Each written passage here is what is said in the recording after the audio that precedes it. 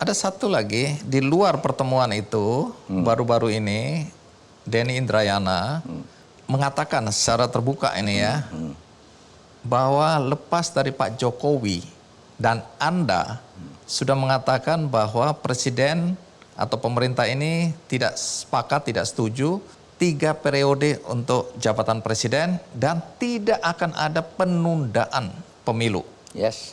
Tapi dia bilang, itu kan omongan. Tapi di belakang ini, gerilya terus berlangsung. Ada upaya itu. Dia tidak menyebutkan siapa, tapi karena dia menyebutkan Pak Jokowi menyatakan gitu, Anda menyatakan seperti itu, kesannya kan ya orang-orang sekitar itu yang mendukung atau mendorong adanya 3 periode dan penundaan pemilu. Itu kan bukan rahasia bahwa Presiden secara resmi memimpin rapat mensimulasikan bahwa pemilu harus dilakukan tahun 2024. Oke? Itu resmi Presiden ngomong di TV. Kemudian ngundang KPU, diberitahu Bawaslu se-Indonesia dikumpulkan pemilu ya. Lalu manggil saya, Pak Mendagri, Bu Sri Mulyani dan Ben di luar rapat-rapat yang banyak itu, tolong siapkan pemilu dengan sebaik-baiknya. Ben tolong dijejak kalau ada ancaman. Pak Mendagri politiknya diatur dengan KPU, Bu Sri Mulyani sirapan uangnya, Pak Mahfud koordinasi. Clear. Perintah Pak Jokowi. Ya. Lalu saya bilang bahwa di luar itu ada gerakan-gerakan, itu kan bukan urusan saya. Itu urusan mereka. Tidak mewakili pemerintah pasti. Wah, kemarin sore nih di tempat P3 Presiden mengatakan lagi siapkan pemilu dengan sebaik-baiknya. Sudah nyebut nama calon, sudah menyebut ancaman-ancaman keamanan. Bahwa mungkin orang itu bergerak seperti itu, ya Pak Jokowi mungkin ya karena orang Jawa enggak negur, tapi Pak Jokowi sudah negur loh. Di sidang kabinet terbuka disiarkan langsung. Hei para menteri, berhenti dari sekarang mau bicara penundaan pemilu. Berhenti dari sekarang perpanjangan jabatan. Kerja, biar itu urusan sana. Yang pemerintah nyiapkan pemilu. Kan gitu kan? Itu pidato Presiden resmi habis sholat Jumat. Anda begitu yakin ya? Saya yakin. Oleh sebab itu saya akan melaksanakan itu dengan sepenuh hati bahwa pemilu harus jadi. Ini direkam ya? Rekam, tahu? Kalau nanti satu hari, entah dengan alasan apa, pemilu ditunda. Karena lagi-lagi menurut Denny Indrayana, ketika nanti ada calon yang tidak disepakati oleh koalisi ini atau mengganggu strategi koalisi, maka akan didorong adanya penundaan pemilu. Ini lupakan 3 periode dulu, tapi ada penundaan pemilu. Kalau itu terjadi, Anda berani bertanggung jawab? Kenapa saya berani Karena Anda yakin hari ini karena yang tidak akan terjadi. Yang mendukung tidak mendukung kan bukan saya. Kalau itu terjadi, lalu menimbulkan kekisruhan kan di luar skenario pemilu. Gitu. Kenapa saya harus bertanggung jawab orang tidak dicalonkan kok lalu saya suruh bertanggung jawab? Karena Anda yang tidak mencalonkan yakin bahwa itu tidak akan saya terjadi. yakin nyiapkan lapangan pemilu. Soal orang mau mencalonkan atau tidak karena permainan politik saya kan tidak boleh ikut. Saya siapkan lapangannya pemilu jadi. Bahwa ada orang dijegal di antara pemain politik sendiri. Itulah demokrasi. Asal tidak kriminal kita kan tidak boleh ikut. Nah, ini konteksnya penundaan pemilu. Iya. Tidak akan terjadi. Iya kan karena ada orang mau dijegal politik lalu tidak calon, lalu terpaksa penundaan pemilu. Kita kan tidak bisa melarang orang itu. Makanya saya katakan, saya pastikan pemilu jalan. Tapi kalau ada orang ngomong gitu, kan itu yang jadi isu juga kan. Itu. Kalau orang itu, kita kan tidak bisa mempersoalkan, itu hak dia. Ada hal yang menarik, yang mungkin luput dari pengamatan beberapa orang, tapi sebagian orang mencatatnya. Karena dalam pertemuan dengan Denny Indrayana, Anda mengungkapkan bahwa ada pimpinan KPK yang datang ke Anda dan mengatakan bahwa ada pimpinan partai yang sebenarnya sudah layak menjadi tersangka karena memenuhi semua kriteria, minta izin atau meminta Anda untuk meminta izin kepada Presiden. Intinya supaya dibolehkan ditangkap ini atau diproses. Itu artinya kan dugaan banyak orang tentang revisi undang-undang KPK yang melemahkan KPK sehingga KPK tidak independen terbukti. Saya jelaskan itu tuh konteksnya atau cerita lengkapnya dipotong aja oleh Denny. Saya pastikan dulu satu, Pak Firly Bahuri dan KPK sering datang ke kantor saya seperti halnya saya sering datang ke kantor dia untuk koordinasi penegakan hukum. Itu dibolehkan oleh Lah undang-undang. kenapa tidak? Misalnya Pak Firly kesulitan nangkap Lukas LNB. Loh, KPK itu kan kecil institusinya. Kan saya harus koordinasi dengan polisi, dengan TNI, dengan Mendagri, dengan Menteri Kesehatan. Itu tidak bisa dilakukan oleh Pak Firly. Saya yang melakukan. Iya kan? Boleh, sangat boleh.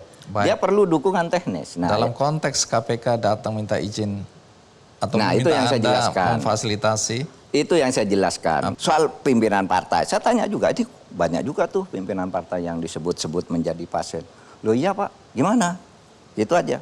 Anulah, Presiden gimana pandangannya? Presiden pandangannya sama dengan saya bilang. Saya tidak perlu ngelapor ke Presiden, tegakkan hukum, jangan pakai politik. Gitu aja. Kalau ada bukti, jalan. Pak Mahfud, perseteruan Anda dengan Rizal Ramli ini mencuat ke permukaan, jadi pembicaraan publik juga. Pertama yang mengagetkan adalah Anda tampak emosional. Ya. Anda mengatakan Rizal Ramli bodoh, ngawur, dan meledaklah itu. Orang bertanya-tanya apa yang terjadi sehingga Anda begitu marahnya, tanda kutip ya. Apa yang terjadi? Mungkin Anda hanya baca berita ledakannya, tapi ketika saya nulis itu saya pasang juga berita ketika dia mengatakan sesuatu yang sangat ngawur dan bodoh. Pertama, dia mengatakan Mahfud itu sekarang menjadi penjilat kehilangan idealisme karena sudah menjadi pejabat. Dan dia berdosa kepada para pemimpin republik ini karena dia atau Mahfud mengatakan bahwa orang kalau jadi pejabat itu jadi iblis. Ini sama sekali tidak benar. Saya mengatakan orang kalau mau masuk ke sistem pilkada yang berlaku sekarang ini, malaikat pun bisa jadi iblis. Itu saya nyatakan 2012, saya tempel berita nilai. Itu ketika itu memperjuangkan perubahan undang-undang pilkada. Dan perjuangan saya itu berhasil. Undang-undang pilkada diubah, diundangkan tanggal 29 September tahun 2014. Tapi 2 hari kemudian oleh Pak SBY dicabut sendiri undang-undang itu menjadi perpu pemilihan gubernur bupati. Karena menurut saya, kalau sistemnya seperti sekarang ini, pada waktu itu ya, ini pilkada pasti bupatinya korupsi, gubernurnya korupsi, meskipun tidak mau korupsi pasti terjebak korupsi, jadi iblis dia. Saya bilang begitu di tahun 2012. Jadi kok sekarang saya bilang konteksnya itu ya? Hah? Konteksnya itu konteksnya ya? itu dan saya tempelkan berita itu ke Rizal Ramli. Inilah beritanya. Saya kapan saya bilang orang jadi pejabat itu jadi iblis? Di mana saya bilang? Nggak jawab dia. Kemudian dia bilang pengkhianat dan macam-macam gitu. Lah di mana saya bilang? Wah, maka saya katakan ngawur kamu. Kamu tiap hari ngejek Pak Jokowi, ngejek Sri Mulyani dengan hal-hal yang tidak benar. Beliau diam. Kalau saya tidak, saya lawan kamu. Saya bilang gitu. Tunggu, Anda kan tadi bilang bahwa saya ini senang dikritik. Lah iya, tapi senang. Kan tidak larang kritik, tapi harus jawab dong. Masa Anda boleh jawab? Kan saya sejak dulu bilang, saya undang semuanya kritik. Tapi kalau pemerintah menjawab, jangan dibilang anti kritik. Harus dijawab. Kalau Anda kritiknya keras, saya keras. Kalau halus, saya jawab halus. Anda sempat bilang bahwa ini urusannya jadi personal karena dia mengatakan menyebut nama Anda pribadi. Iya. Anda merasa ini personal? Iya dong. Dibilang Mahfud pengkhianat, Mahfud penjilat, berdosa kepada republik ini. Karena kalau jadi pejabat, iblis gitu. Nah, saya juga pejabat, dia pejabat. Saya bilang kalau ikut pilkada sistemnya ini tidak diubah, korupsi akan berjalan terus. Dan benar sampai sekarang, semakin banyak orang ditangkap. Tahu enggak ketika saya bicara itu tahun 2012, saya itu berbicara di seminar dengan Pak Ansori, ketua KPU waktu itu, terus Gamawan Fauzi, Joko Suyanto, saya ketua MK, bicara itu saya di sebuah seminar. Ini bisa jadi iblis kalau kayak gini gitu. Itu tahun 2012. Oleh sebab itu disepakati yuk bikin undang-undang baru. Berhasil tuh, semua partai setuju. Tapi tiba-tiba civil society marah ketika undang itu dibahas. Lalu Pak SBY pergi ke Amerika diserang terus sampai akhirnya dia mengumumkan dari Amerika, saya tidak akan merusak reputasi saya membangun demokrasi. Akhirnya apa? Pulang dia diundangkan, karena memang harus diundangkan. Itu tanggal 29 September, tanggal 2 Oktober dicabut. Melalui perpu. Melalui perpu. Dan saya tahu yang buat perpunya itu Denny Indrayana, konseptornya. Teman saya juga. ke diskusi-diskusi dengan saya juga.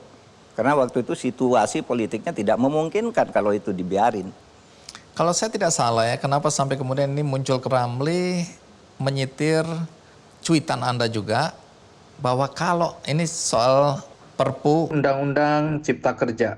Gara-gara cuitan Anda juga, Anda menyatakan seandainya saya berada di luar pemerintahan, saya juga mengkritisi Perpu Undang-Undang Cipta Kerja. Yaitu dia tidak baca beritanya, hanya baca judulnya.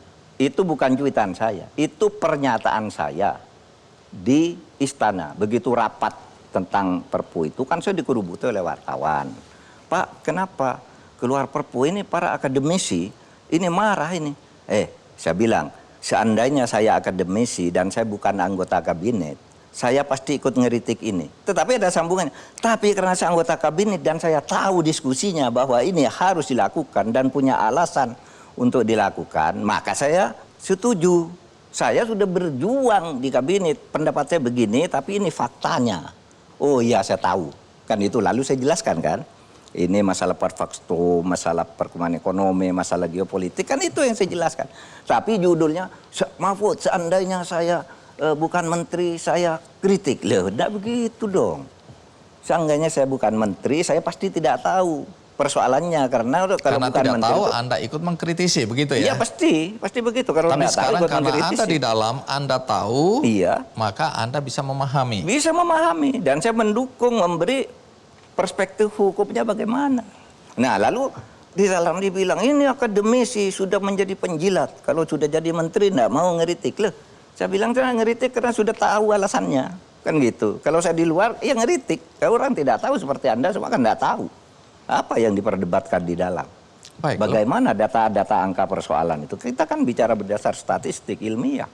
Baik, saya termasuk mungkin yang percaya bahwa orang-orang yang kritis, orang-orang yang selalu ribut mengkritisi pemerintah, ketika mereka menjadi bagian dari pemerintahan, mereka jadi lembek semua. Semua. Saya nggak bilang iblis ya. Kecuali saya tidak lembek.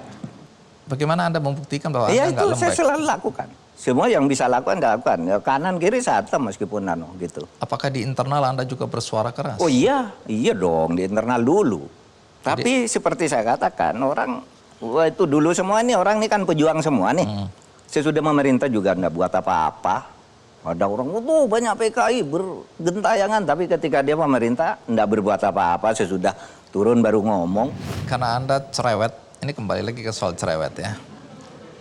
Dengan cuitan-cuitan Anda, lepas dari Anda sudah menjelaskan. Tapi boleh dong, saya mewakili juga pandangan yang mungkin berbeda.